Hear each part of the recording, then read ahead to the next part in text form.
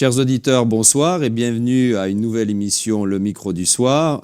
Ce soir, j'ai le plaisir d'accueillir un Français établi en Roumanie depuis longtemps, plusieurs années, Antoine Bănănenchi, qui a fondé une société de distribution de films, Independența Film, à la fin des années 90. Personnalité connue du milieu cinématographique, Antoine Bănănenchi fait notamment partie du conseil d'administration du Centre national de la cinématographie. Il est, à ma connaissance, et d'après ce que j'ai vu sur le site du centre, le seul étranger au sein de ce conseil. Antoine Bănănenchi est également représentant de TV5 Monde en Roumanie. Antoine Bănănenchi, bonsoir.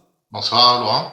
Alors, une première question qu'on pose, que je pose, qui est assez banale, mais qui est toujours très intéressante, c'est à un étranger qui vit depuis longtemps en Roumanie, c'est comment vous êtes arrivé ici et surtout comment vous avez pu fonder à la fin des années 90 dans un contexte où je crois c'était l'État qui avait la main mise sur la distribution cinématographique. Comment vous avez réussi à fonder Independența Film? Alors, je suis arrivé en 97, un peu par un concours de circonstances. Je venais de finir mes études, ne destinais pas spécialement à travailler dans le monde du cinéma, mais un très bon ami à moi avec qui j'avais fait mes études travaillait dans le monde du cinéma, était venu à Bucarest et à son retour à Paris, parce que j'étais étudiant à Paris à l'époque, m'a dit « Écoute, il y a des choses à faire à Bucarest, on devrait y penser ». Et c'est vrai que j'avais envie de partir à l'époque, donc j'ai dit ouais, pourquoi pas. Donc je suis parti un peu à Bucarest sur un coup de tête. Je suis arrivé en janvier 97 ici sans connaître bien entendu le pays et sans m'y connaître plus que ça en distribution cinématographique, hormis le fait que j'étais cinéphile, disons, ou que j'allais au cinéma souvent. Et voilà, je suis arrivé. Alors, en 97, la distribution, c'était déjà des opérateurs privés. Ce qui était public, c'était Romania Film, qui était une régie autonome, donc qui agissait comme un opérateur privé, mais qui était public, et qui gérait à l'époque toutes les salles de cinéma. Mais il y avait déjà des distributeurs privés. Les représentants des grosses majors américaines étaient déjà présents en Roumanie. Et moi, je suis arrivé en tant qu'indépendant, donc le nom de la société Independența, pour justement apporter, enfin, l'idée c'était d'apporter une offre diverse, de distribuer en dehors des films américains, qu'on puisse distribuer aussi des films indépendants, européens principalement, et français, bien entendu. Alors, comment ça se passe concrètement, distribuer des films, et qui plus est en Roumanie, donc vous achetez des droits, et physiquement, comment vous obtenez le film à diffuser dans le pays? Physiquement, ça a changé, mais enfin bon, concrètement, oui, on achète des droits. On a les droits pour le pays, pour un territoire convenu, la Roumanie en l'occurrence. On achète des droits qui sont nous, on achète tous les droits, c'est-à-dire qu'on achète les droits cinéma, l'exploitation des films en cinéma, vidéo, bien que là, la vidéo est beaucoup chuté depuis quelques années. On a les droits VOD aussi et les droits TV. C'est-à-dire qu'on peut revendre nos films aux chaînes de télévision roumaines. Ça, c'est la partie immatérielle, on achète des droits. Physiquement, ça a changé, puisqu'avant, sortir un film au cinéma, ça signifiait se trimballer avec des copies de films de 35 mm. C'était à peu près 25 kilos par film. C'était, donc ça demandait vous receviez combien de bobines? C'était plusieurs films en même temps, je suppose? Pas plusieurs films en même temps, mais plusieurs copies de films, puisque pour chaque projection dans une salle, il fallait une copie. Donc, on avait, sur nos plus grosses sorties, qui à l'époque étaient on devait être de 10 ou 12 copies pour le pianiste, pour le film de Kusturica, ça veut dire 12 copies de 25 kilos, au moins. J'ai plus de 300 kilos de matériel à dispatcher. Au début, j'en ai porté aussi à la main dans les cinémas. Tout ça. Alors depuis, ça a changé, puisqu'on est plus, on est passé. C'était jusqu'à quelle année ce transport physique des films? Ça a changé au bout d'une dizaine d'années, non, même plus, hein, je sais pas. Je pense qu'à partir de 2010, on a commencé à avoir des copies digitales, c'est-à-dire c'est purement simplement le film en version digitale sur un hard disk. donc c'est beaucoup plus facile à porter. Et on peut même les envoyer maintenant par Internet. Voilà. Donc, physiquement, ouais, ça a changé. C'est plus facile. Et, ça va bien. Avec l'âge avançant, c'était plus dur de porter des copies. D'accord. Alors, comment l'industrie cinématographique européenne, que vous connaissez bien, se porte-t-elle aujourd'hui? Comment la pandémie l'a-t-elle affectée? Et y a-t-il eu du positif malgré tout? Alors, comment elle se porte? Elle se porte différemment suivant les pays, puisque il n'y a pas eu de politique unifiée européenne d'aide au domaine cinématographique. Il y a des pays qui ont beaucoup plus aidé, en l'occurrence la France. Mais cette aide aussi de la France a été inégale en matière de branches. Les cinémas ont été très aidés, la production a été fortement soutenue, puisqu'on a continué en France à produire et à tourner des films dès le deuxième semestre 2020, c'est-à-dire après le premier confinement. Ce qui a été un peu moins aidé, ce qui est toujours moins aidé, je prêche pour ma chapelle, mais c'est la partie distribution, qui en France souffre un peu actuellement, même s'ils ont été aidés, mais il y a encore beaucoup de distributeurs qui peinent à sortir leurs films, qui peinent à faire des entrées avec leurs films. Et au niveau européen, les aides de la France sont incomparables. Il y a eu quelques pays qui ont soutenu pas seulement le domaine cinématographique, mais le domaine culturel. Mais pour en parler de la Roumanie, il n'y a eu aucune aide d'aucune sorte. Mais il y a eu une aide quand même au niveau européen ou pas du tout? Non, il n'y a pas eu d'aide, il n'y a pas eu d'aide européenne non plus. Il y a eu juste des reports, parce qu'on a des aides européennes quand même dans le programme Média Creative Europe. On a des aides qui ont été repoussées, qui ont été ajustées en fonction de la pandémie, mais il n'y a pas eu une aide spécifique pour nous aider. Non. Et en Roumanie, par contre, il y a eu quelques velléités à un moment du ministère de la Culture de faire quelque chose pour le domaine de la culture. Au début, ils avaient même oublié le cinéma, donc pour dire. Mais de toute façon, ils n'ont rien fait. Ils ont rien fait du tout. D'accord. Et voilà. En termes de production, cette période, comment vous avez vu qu'elle a modifié les scénarios et pas mal de choses? En termes de production, déjà, il y a eu beaucoup d'arrêts de production. Dans le premier confinement, le premier semestre 2020, c'était l'arrêt total. Donc, il y a eu beaucoup de reports, de films même qui ne se sont pas faits. Ensuite, il y a eu un coût supérieur pour les productions qui s'est ajouté au coût de production naturelle en raison de la pandémie. Il y a peu de films qui ont pris en compte la pandémie en tant que telle, mais par exemple, il y a un bon exemple, c'est le film de Raghu Jude, celui qui a gagné l'Ours d'Or, Babardel Bouklouk, où on voit justement la protagoniste, l'actrice, qui, durant ses déambulations dans Bucarest, porte un masque. Il y a un film qui était à Cannes cette année, qui est un film japonais, Drive My Car, où à la fin, on les voit aussi avec un masque. Donc, il y a quelques productions. Il a gagné le prix du scénario, je crois, non? Le prix du scénario, exactement. Ouais. Voilà. Donc, il n'y a pas eu d'effet... il n'y a pas eu beaucoup d'effets, disons, visuels, qu'on puisse noter dans les productions. Mais je pense que ça va se faire. Peut-être que de toute façon, les films qui ont été tournés depuis 1 an et demi, c'est des films qui avaient déjà été écrits depuis bien avant, donc qui n'avaient pas encore incorporé cette idée de pandémie.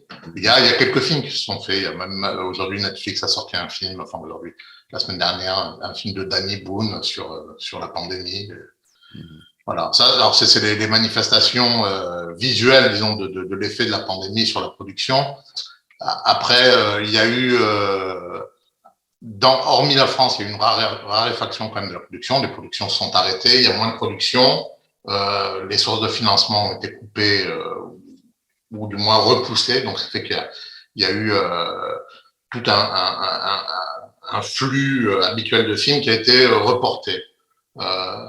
Par exemple, on a les effets immédiats. On voit la sélection de Cannes 2021. c'était des films, il y a beaucoup de films qui avaient déjà été, le film de Nanni Moretti, le film de Los Carax, qui étaient déjà prêts depuis plus d'1 an et qui attendaient Cannes. Il y a eu un afflux de films, tous les films qui avaient été produits avant, plus les nouveaux. Mais ce que prévoyait Frémaux, c'est que la prochaine sélection sera plus difficile parce qu'il y aura moins de films. Le directeur, pardon, excusez-moi. Thierry Frémaux, le directeur du Festival de Cannes, disait que pour la sélection 2022, en fait, il y aura un choix qui sera moins abondant. Enfin, la sélection sera parmi un nombre moins important de films. Voilà. D'accord. Alors, comme je le disais dans l'introduction, vous faites partie du Centre national de la cinématographie. Oui. Depuis combien de temps? Depuis 3 ans. C'est un mandat qui est reconductible une fois, c'est un mandat de 2 ans. Donc, et alors, là, j'arriverai à la fin en août. Comment ça se passe? Comment vous jugez l'état d'esprit de cette institution qui finance beaucoup de projets, pas seulement de longs métrages, mais des documentaires, des festivals, oui. Ben, c'est-à-dire que, en fait, le système économique du cinéma roumain est tel que le seul pourvoyeur de fonds de la cinématographie roumaine, c'est le CNC. Il y a très peu de films qui se font avec des fonds privés ou des apports privés. Donc, c'est le CNC le CNC qui finance le cinéma roumain. C'est pour ça que c'est toujours très difficile que c'est décrire, parce que le CNC n'a pas des fonds, n'a pas beaucoup de ressources. Le CNC dépend d'une loi qui a plus de 20 ans et, par exemple, qui n'intègre pas dans les sources de financement du CNC les plateformes VOD. Aujourd'hui, Netflix est très très puissant en Roumanie et il ne reverse rien au CNC pour l'aide à la production. Même plus, on avait depuis 1 an et demi, il y avait une loi qui devait permettre l'apport au fond du CNC de 4% de la loterie, des résultats de la loterie roumaine. Ça, c'est une loi qui a été votée, mais qui est bloquée par l'ANAF, qui n'a pas élaboré une norme de méthodologie, c'est-à-dire un papier pour dire que les sous vont de tel compte à tel compte. Ils ne l'ont pas fait, ça fait que les fonds du CNC ne bénéficient pas de cette aide. Les fonds du CNC... aussi, oui, pardon, excusez-moi, je vous coupe. Il y a peut-être aussi il y a un problème de pluralité également, parce que s'il n'y a qu'une seule source principale de financement, peut-être qui, je suppose, a sa, je vais parler comme un journaliste, sa ligne éditoriale, qui peut-être n'accepte pas tous les projets. Vous voyez ce que je veux dire? Oui, il y a certainement ça. Après, dans nous, au conseil d'administration, on fait que c'est de la gestion administrative. Ce qui est par exemple les concours, la sélection des dossiers des films, c'est des commissions qui sont indépendantes, qui sont changées tous les 6 mois, enfin chaque nouvelle session.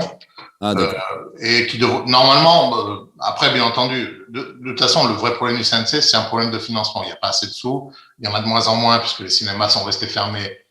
Donc, il y a eu moins d'entrées, donc moins moins de fonds pour le CNC. Et c'est ce manque de fonds qui crée un manque pour les cinéastes. Et il y a aussi la sensation pour beaucoup d'être oublié ou d'être mis de côté, parce que le CNC, malheureusement, peut financer que une dizaine de projets par session, ce qui est peu. Ouais, c'est très peu. Et puis, en plus, c'est sous-financé, parce que on travaille par exemple au conseil d'administration, il y a une productrice qui elle travaille principalement avec les Américains, qui est productrice exécutive, par exemple aujourd'hui tourne avec Netflix et avec Tim Burton en Roumanie. Et quand elle voit les budgets d'un film roumain qui sont tous sous 1 million d'euros, elle rigole. 1 million d'euros, c'est un épisode d'une série. Oui, même pas. Et donc, oui. Ouais. Donc voilà. Alors c'est vrai qu'il y a beaucoup le CNC génère nombre de remarques et d'acrimonies, mais c'est le CNC, c'est pas vraiment la cause des problèmes du cinéma roumain, c'est un des symptômes Du manque de problème de financement. financement. Une loi, le CNC a juste un rôle consultatif sur la loi. On peut dire, c'est ce qu'a fait la directrice du CNC plusieurs fois. Il faut changer la loi, il faut modifier, parce qu'il y a il y a plusieurs aberrations, tu vois. Mais malheureusement, l'industrie cinématographique, même si elle rapporte beaucoup à la Roumanie en termes d'image, est très peu considérée par les différents gouvernements. C'est pas... Et quid des cinémas indépendants, que ce soit à Bucarest ou dans d'autres villes de Roumanie? Est-ce que, si on se projette un petit peu, ils sont amenés, selon vous, à disparaître, ce qui serait très dommage? Je pense évidemment, lui, je pense qu'il ne va pas disparaître, au cinéma Elvire Popescu de l'Institut français, qui est un beau succès. Mais il y a d'autres cinémas qui n'ont pas voilà, le financement adéquat. Quelle est votre projection par rapport à ça? Est-ce qu'on va se retrouver avec des cinémas qui sont uniquement dans les malls? Non, je pense pas. Je pense que le succès du cinéma Elvira Popescu, qui en temps normal, hors pandémie, est plein, montre bien qu'avec une offre, ce que doivent réussir les cinémas, c'est à se créer une identité. Et aujourd'hui, avec le développement des plateformes de Netflix en l'occurrence, on a une multitude de films comme ça, mais si on regarde l'offre de Netflix, même si elle se diversifie en termes culturels, c'est quand même quelque chose de mainstream. Il y a un cinéma qui n'est pas proposé par Netflix. Et c'est dans cette niche-là que doivent se faufiler les cinémas. Et alors, dans des petites villes, c'est vrai, peut-être que on n'aura plus des petites villes, mais dans les grands centres culturels comme Cluj, par exemple, il y a l'équivalent du cinéma Elvira Popescu. Il y a deux cinémas. Il y a le cinéma Arta, le cinéma Victoria, qui résistent plutôt bien et qui ont une offre équivalente à celle d'Elvira. Le gros problème, c'est Timișoara, où il n'y a pas de cinéma. Capitale culturelle, dans 2-3 ans, il n'y a pas de cinéma. Ouais. Mais on avait déjà fait ça en Sibiu, capitale culturelle, il y a quelques années. On n'avait pas de cinéma à l'époque non plus. Enfin, d'accord. Il n'y a pas de cinéma indépendant du genre. À Timișoara, il y en a plus. Il y en avait à l'époque de Romania Film, quand la régie régissait 2 ou 3 cinémas à Timișoara. Il y en a un qui a été rétrocédé à la Philharmonique, un qui a disparu, je ne sais pas, d'autre, un bingo ou un supermarché. Et voilà. Alors il y a un projet qui est aussi chapeauté par l'ambassade de France ou l'Institut culturel, je ne sais plus, pour justement rénover, revitaliser une salle de cinéma à Timișoara, ce serait bien. Parce que on a quand même, on le sait, pour le genre de cinéma que je diffuse, le cinéma d'auteur, le cinéma d'arrêt d'essai, disons, il y a un public assez connu qui est le public étudiant. Après, un cinéma, par exemple, même à Bucarest, on a le cinéma du Metzere, qui a à la fois un public étudiant jeune, mais qui a aussi le musée du paysan. Paysan, oui, qui avait aussi su diversifier son offre et atteindre un public plus âgé, parce qu'il y a beaucoup de personnes âgées, enfin âgées, même, moi j'ai 50 ans, plus de 50 ans, et j'ai pas spécialement plaisir des fois à aller au cinéma dans un mall. Voilà, il y a trop de bruit. Après, j'y vais quand même. Hein. J'ai un fils, il faut que je lui envoie, je l'y amène. Mais il y a aussi le confort et la qualité de visionnage d'une petite salle qui est différente de ce qu'on propose dans un mall. Voilà. Oui, ou dans un mall, oui. Concernant, encore une fois, je vais vous demander une petite projection concernant les longs métrages. Comment vous voyez qu'ils vont subsister face à l'explosion des séries qui sont toujours plus extraordinaire en termes de moyens, en termes de production. Tous les grands acteurs font des séries. Ouais. Comment vous situez le long métrage par rapport à ça? Est-ce que vous disiez aussi, je reprends ce que vous disiez en commentaire que vous faisiez concernant les cinémas indépendants, est-ce que vous pensez qu'ils vont se mettre, ou est-ce que c'est déjà le cas, à projeter des séries? Non, je pense pas. Je pense pas, parce qu'on regarde pas une série comme on regarde un film au cinéma. Déjà, enfin bon, il y a beaucoup de séries qu'on peut regarder sans vraiment les regarder. Moi, je pense que les séries Netflix, ça ne demande pas une attention énorme, par exemple. On peut très bien être dans son canapé ou regarder son téléphone, regarder la série, non, c'est vrai, ou alors faire la cuisine, pour ceux qui la font encore. Voilà, c'est pas, il n'y a pas du tout la même attention qui est demandée, le même temps de cerveau. Ouais. Voilà. Mais après, les longs métrages, non, je pense qu'il y a encore de la place pour les longs métrages, bien sûr, plus que jamais, je pense. Si on en vient, on parle toujours de Netflix, mais les séries, je pense que les séries, là, ouais, ce qu'elles mettent en cause ou mettent à mal plutôt, c'est des gros longs métrages américains, puisqu'on est sur la même manière de faire, même type de cinéma. Aujourd'hui, justement, d'ailleurs, les longs métrages dans Hollywood a cessé de faire des films de long métrage pour les adultes, presque. Quand on voit les gros succès Marvel, toutes les franchises et tout, ça s'adresse à un public adolescent. Alors c'est pour ça que beaucoup de gens se retournent vers les séries qui sont faites certaines pour un public plus adulte. Il n'y a plus à Hollywood de cinéma comme on le faisait dans les années 70, 80 jusqu'à 90, les grands films de Scorsese et les grands films de Michael Mann, de choses comme ça, d'acteurs comme ça, de réalisateurs comme ça qui s'adressaient à un public plus âgé. Ouais, il y en a encore, mais beaucoup moins qu'avant, ouais. Oui, ils en font, ou alors, ben oui, mais ils en font. Scorsese les fait pour Netflix aujourd'hui, ou pour Apple le prochain. Mhm. D'accord. Parlons cinéma précisément, et cinéma roumain, on n'en a pas encore parlé. Est-ce que vous avez l'impression que, en tout cas c'est ma sensation, qu'il arrive à se détacher toujours plus du passé, qui a été pendant très longtemps un peu l'unique source d'inspiration? Oui, parce qu'il y a une nouvelle génération. Aujourd'hui, en 2021, eh ben, on peut avoir 30 ans, n'avoir pas connu le communisme. Donc, aujourd'hui, on se confronte plus aux démons du passé, mais aux démons actuels. Donc, parce que j'ai pas vu le film qui a gagné à San Sebastian, mais il y a d'autres films faits par de jeunes réalisateurs qui ne sont plus des revisites du passé communiste. Je pense à un film qui s'appelle Otto the Barbarian, Otto Barbarul, qui confronte le problème de la drogue. Il y a des thématiques actuelles. Après, c'est des démons présents, pas les démons du passé, c'est ça. Oui, il y a une jeune génération on en revient au problème de financement, qui a du mal aussi à s'exprimer parce qu'elle a du mal à obtenir des financements.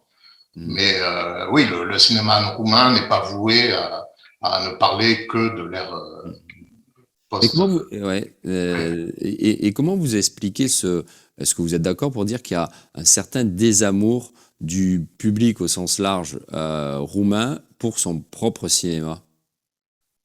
Oui, c'est pas un désamour, mais c'est un manque, pas un manque d'intérêt, mais il y a pas ou il y a très peu, ça c'est un peu fait, il n'y a pas de film grand public roumain. Okay. Aujourd'hui, et c'est aussi la faute du financement du CNC, on ne finance que des petits films et des films dédiés à performer dans les festivals et avoir une belle vie critique et pour un public d'arrêt d'essai. Il y a eu en 2019, avant la pandémie, il y a eu 2-3 films de qualité assez médiocre, mais qui ont fait plus de 250 000 spectateurs, qui étaient faits sans financement du CNC, faits directement pour acquérir un public jeune, un public d'ados et tout. Et ça a très bien marché, le public a répondu. il y a pas cette aujourd'hui il n'y a pas cette offre de cinéma populaire, de comédie populaire, de comédie romantique, pas de Mhm. films d'action. Mhm. Alors, Et sans, ouais, ouais, et sans parler de films, voilà, bon, voilà, populaires, comme vous le dites, même si c'est un cinéma d'art et d'essai, peut-être un film, vous parlez, voilà, souvent c'est problèmes de drogue, etc. Et est-ce que le public roumain, le public qui aime le cinéma d'art et d'essai, n'attend pas aussi un cinéma pas nécessairement plus joyeux, mais vous voyez ce que je veux dire? On a l'impression qu'il y a toujours ce besoin de montrer des choses qui sont voilà, des problèmes de société, etc. ouais, mais oui, mais ça c'est le propre de ce genre de cinéma. Hein. C'est pour reprendre le terme journalistique, c'est porter la plume où ça fait mal. The Enfin, news is no news, oui. ouais. Oui, oui. Donc oui, après ça c'est clair. Hein, mais il y a un manque de choses de comédie. Mais moi, je pense que c'est dans le financement. Si s'il y avait des acteurs privés qui rentraient, par exemple les télés, si elles s'impliquaient pour produire des films qui puissent être, hormis leur carrière cinématographique, puissent avoir aussi une vie à la télévision. Alors peut-être que Netflix doit le faire. Netflix s'était impliqué dans le dernier film de Daniel Sandou, Tata Montamons, qui est un film qui est un peu qui sort de ces thématiques. Voilà. Même si c'est un drame, enfin, mais c'est un film qui est Une plus. vraie originalité, ouais, tout à fait. Ouais. Et Voilà. même s'il revient sur les problèmes de corruption. Tout à fait, ouais. Mais après, Mhm. on peut parler que de ce qu'on connaît. Ouais, tout à fait. Parlez-nous un petit peu de TV5 Monde. Vous êtes le représentant ici, à Bucarest, c'est-à-dire en quoi consiste cette représentation? Alors, pendant longtemps et toujours, hein, c'était une représentation principalement envers les autorités. Enfin, en premier lieu, c'est une représentation envers les autorités, genre le Sénat, euh, euh, aussi envers les acteurs roumains, les grands opérateurs, UPC, Vodafone, RTS, c'est s'assurer que la chaîne est reprise et qu'elle est bien diffusée. On a aussi un budget marketing pour communiquer sur les programmes de la chaîne. Bon, c'est un budget assez limité, mais on a réussi quand même à faire en sorte que la Roumanie, pour TV5 Monde, c'est le premier bassin d'audience en Europe, hormis France, Belgique, Suisse. La Roumanie est le premier bassin d'audience pour TV5 Monde. Ah, On d'accord. a plus de 2 millions de spectateurs par mois, par semaine, pardon, 1,8 million de spectateurs par semaine. Ça fait un peu plus de 280 000 spectateurs par jour. Qui est une très belle réussite. On le voit aussi par les retours qu'on a de nos spectateurs, par le biais de la page Facebook, il y a plus de 150 000 followers. Donc, en Roumanie, TV5 Monde, c'est une marque qui est reconnue, enfin une marque et une chaîne qui est reconnue. On essaye d'être un peu acteur aussi de la vie culturelle roumaine en sponsorisant des festivals ou des actions En étant culturelles. partenaire, oui, d'accord. Ouais, Mhm. ouais. Et alors la prochaine évolution pour TV5, c'est en 2022, on l'espère. Ça a été repoussé d'un an déjà, donc j'essaie de pas trop m'avancer, mais normalement c'est le lancement. TV5 Monde a relancé une plateforme, un peu un équivalent de Netflix francophone, mais qui est une plateforme gratuite, qui s'appelle TV5 Monde Plus, qui est totalement libre d'accès à tout le monde. Oui, mais on peut y accéder déjà On sur le peut y site. accéder aujourd'hui, mais en Roumanie, on peut y accéder, mais on n'a pas encore les sous-titres en roumain. Alors c'est pour ça qu'on n'a pas encore communiqué dessus. Bien entendu, la communauté francophone, vraiment francophone, ou la communauté française ou belge, marocaine, tout ce qu'on veut, peut y accéder et accéder à un nombre de programmes, de films gratuitement. Normalement, en 2022, on va faire en sorte que cette plateforme soit localisée, c'est-à-dire que toute l'interface soit en roumain et que petit à petit tous les programmes soient sous-titrés en roumain. D'accord, d'accord. Alors, Et une petite question concernant la chaîne franco-allemande Arte. Que se passe-t-il en Roumanie? Elle n'est pas présente. Pourquoi? parce que alors, Je sais pas, mais c'est juste, je pense que d'un point de droit, tout simplement. Arte, c'est une chaîne franco-allemande. Ils achètent les droits pour la France et l'Allemagne. Ils n'ont pas nécessairement les droits pour la Roumanie. Voilà, je pense que c'est ça le principal frein à sa diffusion. TV5 Monde, Arte est un des pourvoyeurs de programmes de TV5. TV5 diffuse quelques programmes d'Arte. Voilà. D'accord, d'accord. Alors, quelque chose que j'ai oublié de dire au départ, et c'est une raison aussi, la raison pour laquelle j'avais envie de vous inviter, c'est qu'on est en pleine période du Festival des films de Cannes à Bucarest. Ouais. Tout simplement, enfin, au dernier festival, le cinéma français a évidemment plutôt brillé. Un de vos coups de cœur ou vos coups de cœur de ce festival? Il y en a quelques-uns. Alors, nous, par exemple, les films de Cannes à Bucarest, c'est un festival qu'on soutient activement. On leur donne plus de 6 films, pas plus de 6 films, 6 films, dont la Palme d'Or, Titane, film français, deuxième femme palmée récompensée par la Palme d'Or dans l'histoire du festival. Ça, c'est un des coups de cœur, même si c'est dur de parler de coup de cœur pour un film qui est coup de poing, justement, comme Titane. Mais c'est quand même un film très audacieux, innovateur. D'habitude, dans l'histoire du Festival de Cannes, c'est un genre de film qui ne recevait pas la Palme d'Or. C'est dans la catégorisation des prix, c'était plutôt un genre de cinéma qu'on récompensait par le Grand Prix, qui a toujours été un cinéma plus audacieux, plus novateur. Là, cette année, le jury a voulu faire acte de courage, d'audace, je ne sais pas, et il a primé Titane. C'est vrai que le film, il a ses défauts, c'est ce qu'a reconnu la réalisatrice en recevant la Palme d'Or. Mais c'est quand même, c'est un film où on ne sort pas indemne. C'est un peu bête de dire ça, mais enfin, c'est un film qui vous remet quand même. Voilà. D'accord. Ça, c'est un coup de cœur. Après, si on reste dans le cinéma français, moi, j'ai beaucoup aimé le film de Jacques Audiard.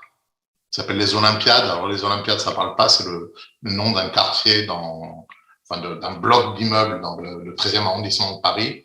Et c'est une histoire d'amour, de solitude, une histoire très moderne, contemporaine, de gens qui se retrouvent. Mais c'est fait de façon très moderne, très cinématographique. Ça passe au film de Cannes aussi. Je pense que c'est un grand film. Le film japonais dont on a parlé plus tôt, Drive My Car, ouais. Qui n'est pas distribué par Independence Film, qui à ma connaissance n'est pas distribué, est un très bon film aussi. Cette année, il y avait une très bonne sélection à Cannes. Il y a eu beaucoup de films français parce que justement, c'était à peu près. Effectivement, oui, parce qu'il a été bien financé. Et il y avait beaucoup d'offres de cinéma français, de films qui venaient de 2020 et de films tournés. Voilà. Antoine Bonanenki, je vous remercie. Merci infiniment d'avoir été avec nous.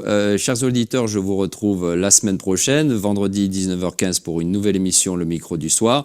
Cette émission, cet entretien que nous venons d'avoir avec Antoine Bonanenki, vous allez pouvoir le retrouver sur le site RFI.ro et également sur la page Facebook de RFI. Merci à tous. Week-end Placote.